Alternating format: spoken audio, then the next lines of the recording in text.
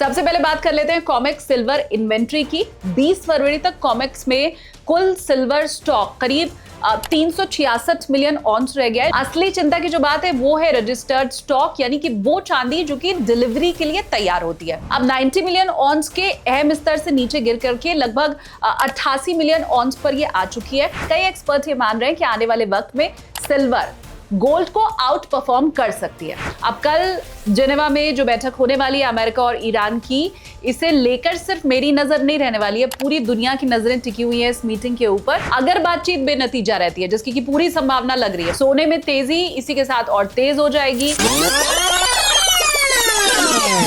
Hello everyone, बहुत स्वागत है आप सभी का। पैसा बोलता है विद एसकेटी देखना आप शुरू कर चुके हैं। मैं हूं आपके साथ शालिनी कपूर तिवारी।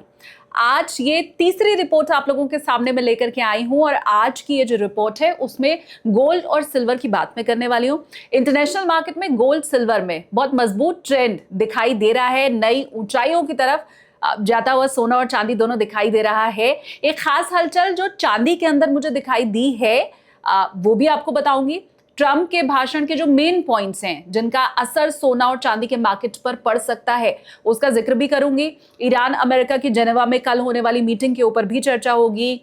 इम्पैक्ट मार्केट के ऊपर किसका क्या होगा वो बताऊंगी। लेकिन सबसे पहले रिक्वेस्ट आप लोगों से यही है कि मेरे इस चैनल को सब्सक्राइब कर लीजिए। हर रोज रिपोर्ट्स के जरिए मैं ढूंढ कर रिसर्च आप लोगों के लिए लेकर के आ रही हूँ और इस मेहनत के लिए, मेरी ये जो मेहनत है उसके लिए चैनल सब्सक्राइब करना बनता है, तो वो आप कीजिए, बेल आइकन आप जरूर प्रेस कर दीजिए। चांदी की जो बड़ी हलचल है उसके बारे में आगे मैं आपको बताऊंगी, लेकिन अभी जो जिस समय मैं रिकॉर्ड कर रही हूँ ये वीडियो, उस समय जो सोने और चांदी का भाव चल रहा है पहले वो आपको बता देती हूँ। अगर सोने की मैं बात करूं तो MCX पर अभी ये 1,61,180 पर ट्रेड कर रहा है, बढ़त है इसमें 1200 की। सिल्वर की मैं बात करूं तो 2,67,997 पर ये ट्रेड करती हुई दिखाई दे रही है। इसमें भी लगभग 2.5% से ज़्यादा की बढ़त दिखाई दे रही है। 7,253 रुपए का उछाल यहाँ पर दिखाई दे रहा है। अब कॉमिक्स की अगर मैं बात करूँ, इंटरनेशनल मार्केट की मैं बात करूँ तो सोना इस समय $5,208 पर ट्रेड कर रहा है और चांदी की मैं बात करूँ तो ये $90 के आसपास फिलहाल मुझे दिखाई दे रही है। तो वर्ल्ड मार्केट में भी इंडिया में भी हम अगर देखते हैं तो सोने और चांदी दोनों में इस समय बढ़त और उछाल दिखाई दे रही है। तो चलिए अब आगे बढ़ते हैं। पहली बात चांदी की कर लेती हूँ। मैंने आपको बताया कि खास हलचल चांदी के मार्केट्स में मुझे दिखाई दी है, वो आपके साथ शेयर कर रही हूँ, क्योंकि पूरी दुनिया के जो ट्रेडर्स हैं, निवेशक हैं, उनका ध्यान इस ओर अब जाना शुरू हो चुका है। देखिए, सबसे बड़ा सवाल इस वक्त ये है कि सिल्वर में कोई बड़ा लिक्विडिटी इवेंट क्या बनने वाला है, और अगर ये ट्रिगर हो गया, जो हो सकता भी है, तो कीमतों में अचानक क्या उछाल आ सकता है, अचानक ये ऊपर ढकेल सकते हैं, इसके ऊपर बात करेंगे। सबसे पहले बात कर लेते हैं कॉमेक्स सिल्वर इन्वेंट्री की। 20 फरवरी तक कॉमेक्स में कुल सिल्वर स्टॉक करीब 366 मिलियन ऑन्स रह गया है, जो कि अक्टूबर में करीब 332 मिलियन ऑन्स था। यानी कुछ ही महीनों में लगभग 31% की गिरावट दर्ज की गई है। असली चिंता की जो बात है वो है रजिस्टर्ड स्टॉक, यानी कि वो चांदी जो कि डिलीवरी के लिए तैयार होती है। अब 90 मिलियन ऑन्स के अहम स्तर से नीचे गिर करके लगभग 88 मिलियन ऑन्स पर ये आ चुकी है। और जब डिलीवरी के लिए तैयार मेटल कम हो जाता है, मांग बढ़ जाती है, तो बाजार में लिक्विडिटी टाइट हो सकती है और कीमतों में तेज उतार चढ़ाव देखने को यहां पर मिल सकता है। अब इसी से जुड़ी हुई दूसरी बड़ी बात भी आप समझ लीजिए, वो है ओपन इंटरेस्ट। इस समय फ्यूचर्स मार्केट में जितने कॉन्ट्रैक्ट खुले हैं वो रजिस्टर्ड स्टॉक से 4 गुना ज्यादा हैं। अब इसका मतलब समझिए, इसका मतलब ये कतई नहीं है कि चांदी खत्म हो गई है। इसका मतलब ये है कि पेपर ट्रेडिंग और फिजिकल सप्लाई के बीच का जो गैप है वो धीमे धीमे बढ़ रहा है। अब अगर ज्यादा कॉन्ट्रैक्ट होल्डर्स डिलीवरी की मांग करते हैं तो बाजार में अचानक से लिक्विडिटी क्रंच बन सकता है, और यही स्थिति अक्सर तेज रैली की वजह बनती है। ये जो अक्सर वाली सिचुएशन है वो मैंने आपको बताई है। अब चीन से जो संकेत मिल रहे हैं वो भी ये जो थियरी है उसको और मजबूत करते दिखाई दे रहे हैं, क्योंकि शंघाई मार्केट में सिल्वर की कीमत वेस्टर्न सपोर्ट प्राइस से करीब $10 के प्रीमियम पर ट्रेंड कर रही है। इसका मतलब साफ है कि एशियाई बाजार में फिजिकल डिमांड इस वक्त मजबूत है, और चीन के एक्सचेंज की इन्वेंट्री और बढ़ती ट्रेडिंग गतिविधि ये साफ तौर पर दिखा रही है कि पेपर और फिजिकल बाजार के बीच का जो गैप है वो बढ़ रहा है। तो अगर मार्च डिलीवरी कॉन्ट्रैक्ट्स में मांग बढ़ती है तो प्रीमियम और कीमत दोनों ऊपर जा सकते हैं। लेकिन यहां पर मैं दोहरा दूं कि ये सिर्फ मैं आपको जानकारी दे रही हूं, मार्केट्स में करना क्या है वो आपके जो वित्तीय सलाहकार हैं उनकी मदद से आप करें, खुद जांच पड़ताल करके आप करें। अब एक और बड़ा संकेत गोल्ड और सिल्वर रेशियो में जो मिल रहा है वो आपको बताती हूं। जब ये रेशियो 60 के नीचे आता है तो ये कहा जाता है कि सिल्वर गोल्ड से ज्यादा तेजी दिखा सकती है, और अभी ये उसी दिशा में इशारा करती हुई दिखाई दे रही है, जैसे कि कई एक्सपर्ट ये मान रहे हैं कि आने वाले वक्त में सिल्वर गोल्ड को आउट परफॉर्म कर सकती है। एक बात और याद रखना यहां पर जरूरी है कि इतनी ज्यादा वोलेटिलिटी के बीच में जोखिम भी उतना ही ज्यादा बढ़ जाता है, और जरूरी ये नहीं है कि हर बार डिलीवरी स्क्वीज हो भी जाए, ये भी हमेशा तय नियम नहीं है, लेकिन इसके होने की संभावना यहां पर जरूर बढ़ती दिखाई दे रही है, और इसीलिए बाजार में तेजी रह सकती है ये कहा जा रहा है। ये मैं फिर से स्पष्ट कर दूं कि आपको सिर्फ मैं खबर बता रही हूं, न्यूज दे रही हूं, निवेश की सलाह ये नहीं है। आपके जो वित्तीय सलाहकार है उनसे पूछकर ही निवेश आपको करना है। तो ओवरऑल अभी की जो खबर मैंने आपको बताई है, जो सिचुएशन आपको बताई है, जो तस्वीर दिखाई है, वो कह रही है घटती इन्वेंट्री, बढ़ती फिजिकल डिमांड, टेक्निकल ब्रेकआउट के संकेत और जियो करेंसी फैक्टर्स, ये सारी चीजें मिलकर के इस समय ऐसा माहौल बना रहे हैं जहां पर सिल्वर में बड़ा मूव किसी भी समय देखने को मिल सकता है। अब नजर यहां पर रखनी होगी मार्च डिलीवरी और कॉमिक्स के अगले डेटा के ऊपर, क्योंकि वही ये तय करेगा कि ये तेजी सिर्फ चर्चा भर मात्र है या सच में किसी नई रैली की शुरुआत यहां पर होने जा रही है। और जाहिर सी बात है इस डेटा के ऊपर मेरी नजर रहेगी, इसमें अब अगर जरा भी तब्दीली आती है नोटिसेबल और ऐसा जो बताने वाली है तो डेफिनेटली उसके बारे में आपको मैं बताऊंगी। अब दूसरी बड़ी बात जिसका जिक्र कर लेते हैं वो है ईरान और यूएस की कल यानी कि 27 फरवरी को जेनेवा में न्यूक्लियर बातचीत जो होने वाली है, उसका तीसरा राउंड कल है। इसके ऊपर नजर रखना बहुत जरूरी है। हालांकि ये बताऊं कि कल मैं वृंदावन में रहने वाली हूं, पुंडरीक गोस्वामी जी के पॉडकास्ट के लिए वहां पर मैं जा रही हूं, देखूंगी रिपोर्ट के लिए, अगर मुझे समय मिल पाता है तो आपको बताऊंगी, लेकिन कोशिश पूरी रहेगी मेरी कि एक और रिपोर्ट कल भी आपके सामने रखी जाए। हालांकि देखिए ईरान और अमेरिका की बातचीत को लेकर मैं बहुत ज्यादा आश्वस्त नहीं हूं। ट्रंप के तेवर देखकर ये लग नहीं रहा है कि वो शांत होने वाले हैं। वैसे भी डोनाल्ड ट्रंप ने आज सुबह जो अपना भाषण दिया है, स्टेट ऑफ द यूनियन भाषण जो उनका रहा है भारतीय समय अनुसार, तो वो आज सुबह हुआ, मतलब 7 बजे के तकरीबन शायद उनका ये भाषण था। अमेरिका में एक दिन पहले के हिसाब से मतलब मंगलवार को रहा है उनका ये भाषण। तो इस भाषण में उन्होंने ईरान की जबरदस्त आलोचना की है, और ये जो बातें वो बता रहे थे ईरान के लिए कह रहे थे, उसमें उन्होंने ये भी कह दिया कि दुनिया का नंबर 1 आतंकवाद का स्पॉन्सर है ईरान। तो कल आप बैठक करने के लिए जा रहे हैं और उसके ठीक एक दिन पहले ईरान को लेकर आपकी जो स्पीच है उसमें आप इतने कठोर शब्दों का इस्तेमाल कर रहे हैं, तो ये संकेत कतई अच्छे नहीं है। हालांकि इसके साथ ही उन्होंने ये भी कहा है कि वो ईरान के साथ इस मुद्दे को डिप्लोमेटिक तरीके से सुलझाना चाहते हैं।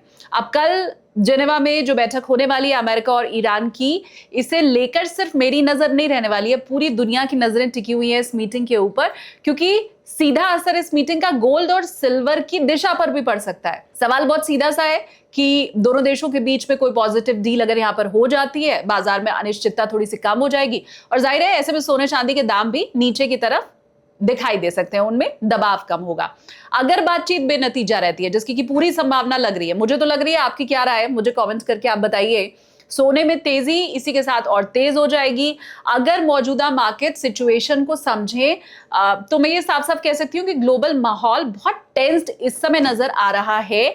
आपकी क्या राय है इस मीटिंग को लेकर? कल क्योंकि मीटिंग होने वाली है तो मैं चाहती हूँ उसके पहले ही आज जो इस वीडियो को मेरे देख रहे हैं वो अपनी राय दें, ताकि मैं समझ पाऊँ कि ये जो वर्ल्ड में टेंशन बढ़ी हुई है उससे जुड़ी हुई जो खबरें आ रही हैं आप उसको डिकोड करने में कितना महारत आपने हासिल की हुई है, तो वो आप मुझे कमेंट करके जरूर बताइए। बट हाँ, ये आप तय जानिए कि ये जो मीटिंग कल होने वाली है वो गोल्ड सिल्वर मार्केट के ऊपर एक बहुत बड़ा इंपैक्ट डेफिनेटली डालने वाली है। अब डोनाल्ड ट्रंप के भाषण से जुड़ी हुई जो बड़ी चीजें मुझे लगी, जो की पॉइंट्स है वो भी आप जान लीजिए। गोल्ड सिल्वर मार्केट के ऊपर इसका भी सीधा असर जरूर पड़ेगा।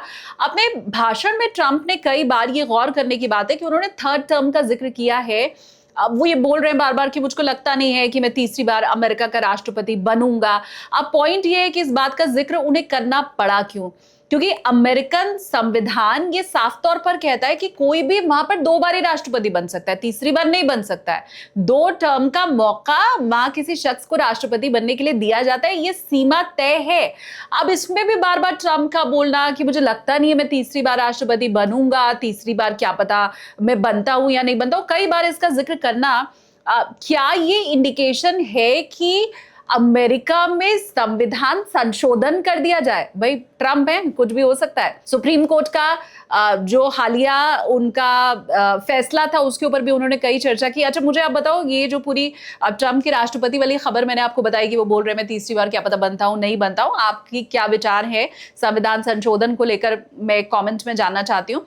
अच्छा, सुप्रीम कोर्ट का जो हालिया फैसला था उसको उन्होंने अनफॉर्चुनेट बताया है। जाहिर सी बात है ये शब्द उनके मुंह से कल जरूर निकले, लेकिन बौखलाए हुए वो उसके बाद से जिस तरह से हैं और अलग अलग इन्हीं चीजों को लेकर जो फैसला ले रहे हैं, तो वो इशारा भी इसी ओर कर रहा है।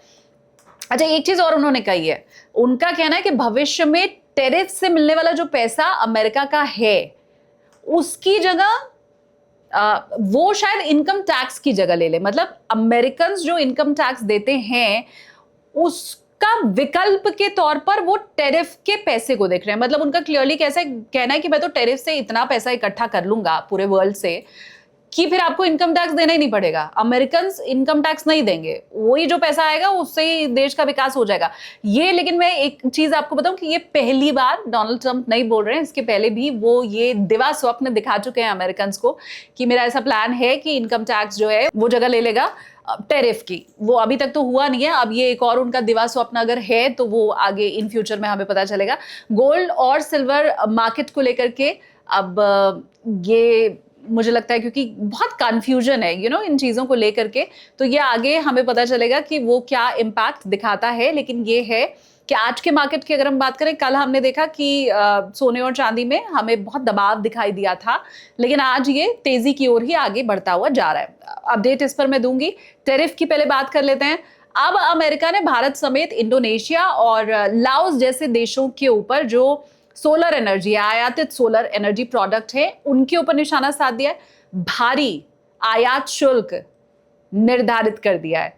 इंडिया के ऊपर 126% इसे तय किया गया है। अच्छा, क्योंकि बहुत से लोग ऐसे थे जो ये कह रहे थे कि नया टैरिफ जो आएगा उससे गोल्ड एंड सिल्वर मार्केट में पता नहीं क्या हो जाएगा। मैंने अपनी पिछली रिपोर्ट में ही आपको कहा था कि सोना और चांदी इससे अलग है। ये जो टैरिफ लगेगा वो सोना और चांदी मार्केट उससे कतई प्रभावित नहीं रहने वाला है। ये उनकी स्पीच के बाद बात सामने आ भी गई है। तो 126% निर्धारित कर दिया गया इंडिया के ऊपर ये टैरिफ। अब इसी सेक्टर से जुड़ी हुई जो कंपनियां हैं उनके शेयरों के ऊपर इसका असर दिखाई दे सकता है। ये यहाँ पर क्लियर है।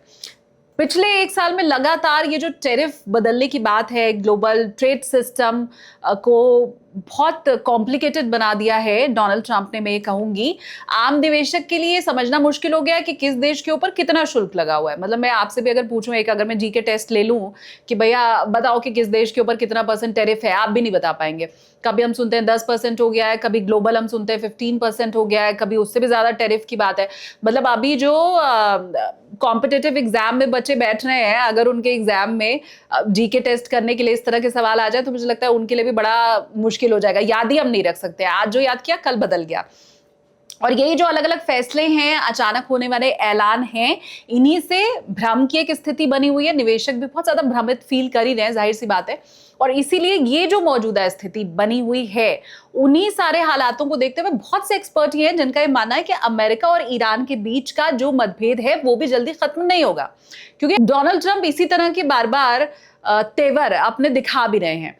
तो ना तो वो टेंशन खत्म होने वाली है, टैरिफ वाली जो टेंशन है वो तो एनीवेज हर तरफ से बनी हुई है ही।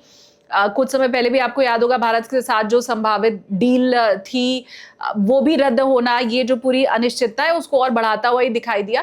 तो बहुत अनसर्टेनिटी मार्केट में बनी हुई है और कंफ्यूजन जब भी होती है तो गोल्ड एंड सिल्वर भागता है। तो ओवरऑल तस्वीर यही बनती है कि फिलहाल ग्लोबल मार्केट में अनिश्चितता का माहौल है। टैरिफ वॉर अभी भी थम नहीं रही है, राजनीतिक बयानबाजी भी है, मिडिल ईस्ट से जुड़ी हुई जो खबरें हैं वो भी चिंताजनक ही यहाँ पर दिखाई दे रही है। जितने भी फैक्टर्स हैं ये सब मिलकर गोल्ड और सिल्वर को सपोर्ट दे रहे हैं। जब तक कोई ठोस और पॉजिटिव खबर नहीं आ जाती है यहाँ पर, तब तक बुलियन में मैं कहूंगी कि उतार चढ़ाव के साथ मजबूती बनी रह सकती है। निवेशकों की नजरें जिनेवा बैठक के ऊपर भी टिकी हुई हैं। अपडेट्स में भी लगातार इससे जुड़ा हुआ आप तक पहुंचाती रहूंगी।